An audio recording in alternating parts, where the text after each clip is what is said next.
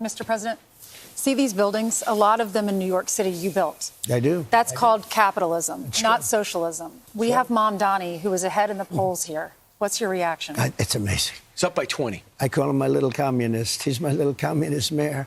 But, you know, he has to come to Washington for money, a lot of money. And it's amazing. I was so surprised by this. Even the other two candidates, I mean, you know, you look at the candidates. Now, maybe one-on-one somebody could beat him, and I'm not looking at the polls too carefully, but it would look like he's going to win. And that's a rebellion. It's also a rebellion against bad candidates, okay? It's a rebellion. They're tired of it. You know, they're seeing things happening. We have taxes being put on us in New York by Democrats that are so bad that even the Democrats are revolting. It's not possible for a Democrat to lose. Right. I did, you know, in the presidential election, I did great in New York. I did great, you know, considering it's New York. Considering it's New York. I mean, I did great. But there's a lot of question on the voters, you know, on the booths and everything else, on the votes. But we should never be in a position where we're talking about a communist. Now, a communist running... Doesn't like capitalism. Running what could be, because it's, you know, so badly run. But what could be... I'll tell you, if I were mayor of New York, it would be the greatest city in the world so fast. Are you going to get more involved? Because we have such great cops. You know, I looked at the police, New York's finest last night. They all wanted my picture, autographs. They beat the hell out of my hand. My hand is like a wounded warrior. They shake, and they're strong as hell, the police. Some of these guys that... Oh, yeah. They're taking, you know, it's based on merit again. So now they're very strong. When they shake your hand, and some of them are crying. Because they never cried. When they were born, they didn't cry, but now they're crying because they love our country. They love me, and you know, they know it's law and order and stuff that like they want common sense. Sir, may I shake your hand? May I please shake your hand? And they're crying, and they're shaking my hand. I'm saying, but here's why that really matters, to Ainsley's question, is because he's not pro-police. Mm-hmm. He's pro-social worker, to sending them out there. And if those cops aren't back, they're not going to do their job. So you got Cuomo, Sliwa, and Adams. Are you calling for those three to drop out? Well, I think they have to have one candidate. One stay. And it would look to me like Cuomo, frankly, is leading the other two. And look, I'm a Republican, but Curtis is not exactly primetime, you know.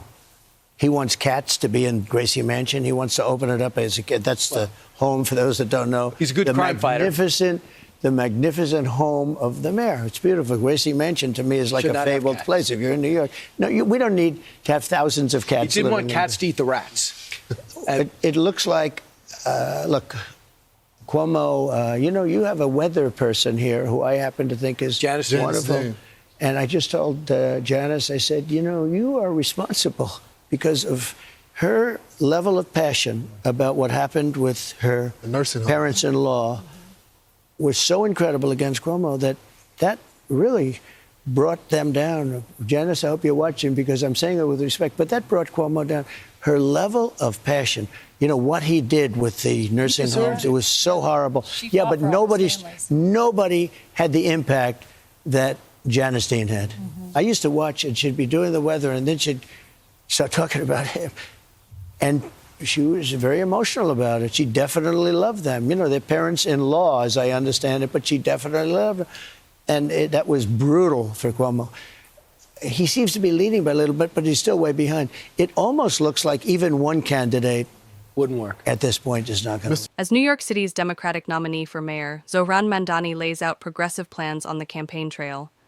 A new Fox News national survey reveals capitalism remains more popular than socialism. Still, voters support raising taxes on the wealthy. Among other things, Mamdani, a self-proclaimed democratic socialist, has promised to make New York City more affordable by taxing its elite residents. Voters nationwide favor the government increasing taxes on the wealthy if it means it will strengthen the country's social programs, 73% support, raising taxes to achieve this goal, and spread the wealth to those less fortunate, 64%. They are less inclined to increase taxes on the wealthy so that nobody gets to be too rich, 47% support versus 52% oppose. To varying degrees, most Democrats, 89%, Republicans, 56%, and independents, 78%, support increasing taxes on the wealthy to strengthen social programs. Over half of Republicans oppose raising taxes on the rich to spread the wealth and to prevent any one individual from becoming too well off, both goals most Democrats and independents support. Mamdani's favorable ratings nationally are underwater by 19 percentage points, 18% favorable versus 37% unfavorable, with the largest share of voters, 44%, having never heard of him. Those most likely to view Mamdani positively are very liberal, 44%, and Democratic men, 34%. Negative views are largely driven by Republicans. They are the most likely to be familiar with him, with over half saying they're not keen on him, 54% unfavorable. Many Democrats, 47%, and over half of independents, 55%, have never heard of him. Despite the appetite for soaking the rich, 2/3, 65%, have an unfavorable view of socialism. That's the highest recorded in a handful of Fox News surveys going back to 2019. Socialism's strongest supporters, like Mamdani's, are very liberal, 53% favorable, and the only subgroup where support is over 50%, and Democratic men, 41%. While capitalism remains popular, twice as many view it positively compared to socialism, the 53% rating it favorably is down from a high of 57% in 2019.